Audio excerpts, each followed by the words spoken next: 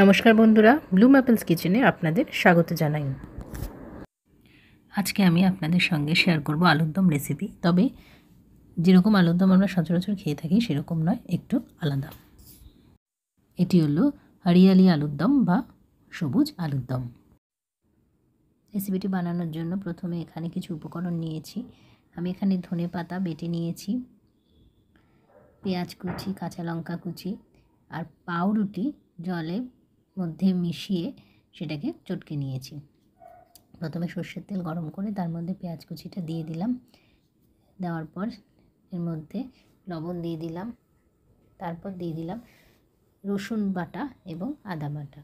দেওয়ার পর সাঁতলে নিলাম।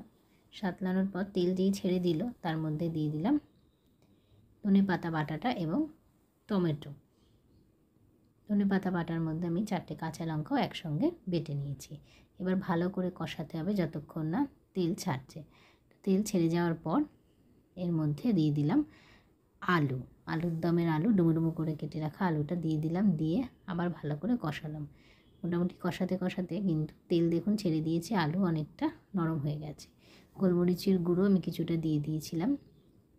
এবার এর মধ্যে যে পাউরুটিটা আমি একটু জলে ভিজিয়ে চটকে নিয়েছি সেই পাউরুটিটাও দিয়ে দিলাম। দিয়ে আরেকটু সাঁতলে এবার জল দিয়ে দিলাম। জলটা দেওয়ার পর ঢেকে 10 মিনিট ফুটতে দেবো।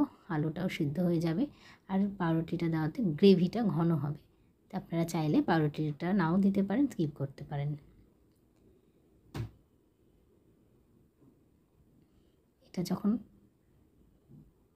ঘন হয়ে যাবে এবং আলুটা সিদ্ধ হয়ে যাবে তখন নামিয়ে দেব। তো রেডি হয়ে গেল হরিয়ালি আলুর দম বা ধনিয়া আলুর দম বা সবুজ আলুর দম। এটি রুটি পরোটার সঙ্গে খেতে কিন্তু দারুণ লাগে। অবশ্যই আপনারা ট্রাই করবেন। আর রেসিপিটি ভালো লাগলে চ্যানেল সাবস্ক্রাইব করবেন।